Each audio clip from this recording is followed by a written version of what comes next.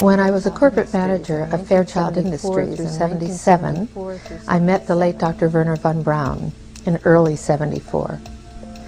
At that time, von Braun was dying of cancer, but he assured me that he would live a few more years in order to tell me about the game that was being played, that game being the effort to weaponize space, to control the Earth from space and space itself.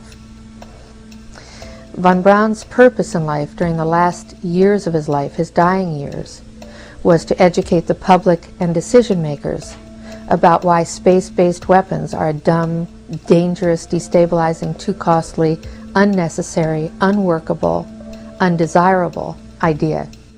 The strategy that Wernher von Braun taught me was that first the Russians are going to be considered to be the enemy. In fact, when I met him in '74, they were the enemy, the identified enemy.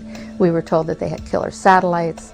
We were told that they were coming to get us and control us, the dirty commies, that whole story.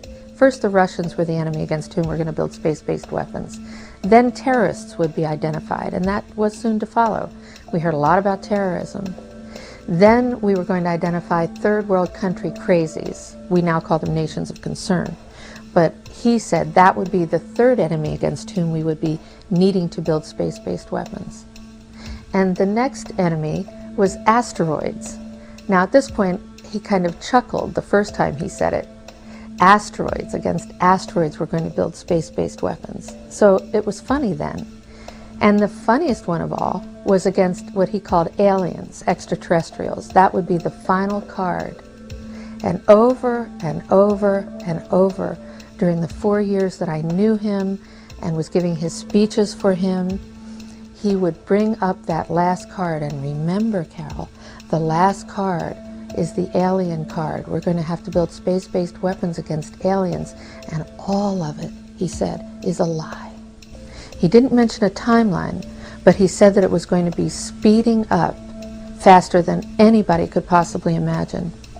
That the effort to put weapons in space was not only based on a lie, but would accelerate past the point of people even understanding it until it was already up there and too late. A crisis of leadership. We've been talking about this all week. But what if there was some sort of outer space crisis? An alien invasion sounds crazy, perhaps, but then who thought we'd ever see the stock market swing 5% a day all week long? So maybe it's not as far-fetched as it sounds. If aliens invaded, who would step up to lead us in that fight, and could we even win? That's just one of the questions the Discovery Channel's new series, Curiosity, looks at. Joining me now is physics professor Michio Kaku, who is a consultant for the series. Professor, welcome. The biggest question before we get any invasion is, do aliens even exist, and how would we know? Well, the Kepler satellite currently orbiting in outer space has identified about 50 planets that seem very much Earth-like. In fact, every week we discover another Jupiter-sized planet in outer space. Now, to be sure, most of them probably have no more than microbial life, just germs.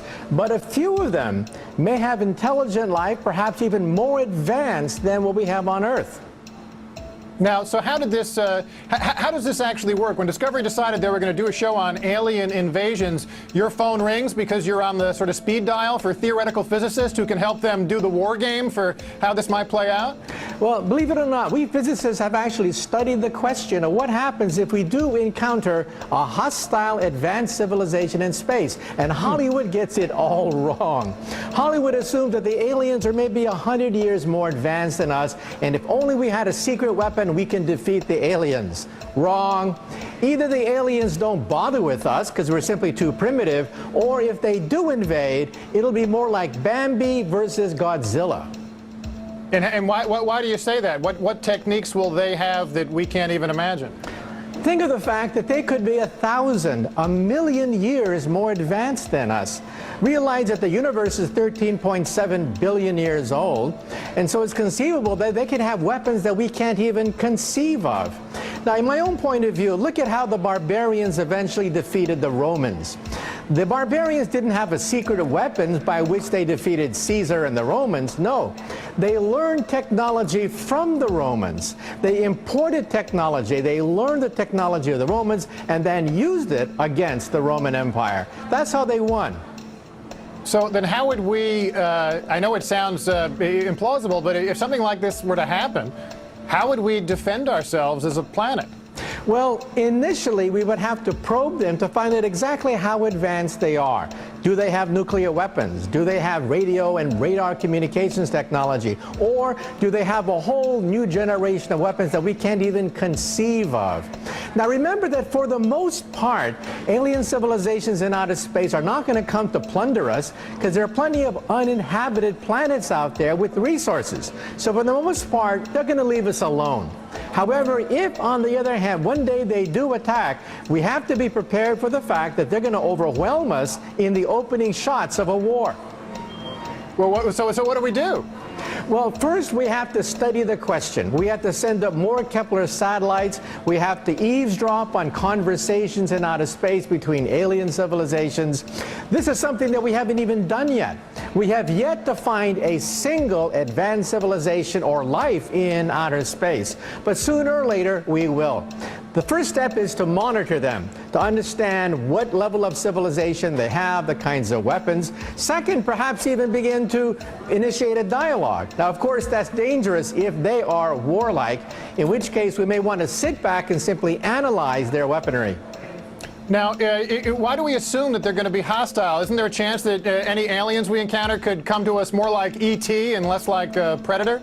Yeah, personally, I think for the most part, alien civilizations that are 1,000,000 years ahead of us have had 1,000,000 years to sort out racial, sectarian, and religious differences among themselves. So I think for the most part, they're going to be peaceful.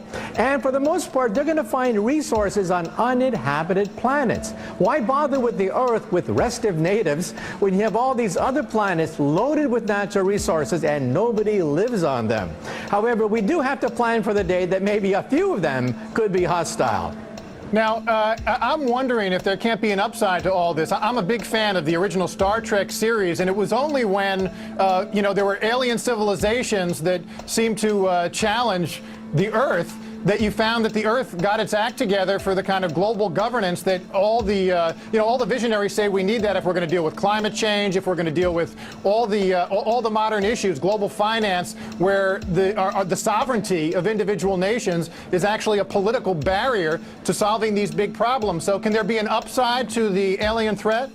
Believe it or not, when President Ronald Reagan met Mikhail Gorbachev, we now know during the transcripts of the meeting that he said that if we were ever attacked by the Martians, you and me, the Soviets and the capitalist U.S., would be allies in the fight against the Martians. Well, that's how Ronald Reagan looked at it, and believe it or not, there's some truth to it. If we are faced with a common enemy in outer space, it would indeed help to unite the Earth, just the way Ronald Reagan said. All right, Michio Kaku, theoretical physicist and an advisor to the new Discovery series Curiosity.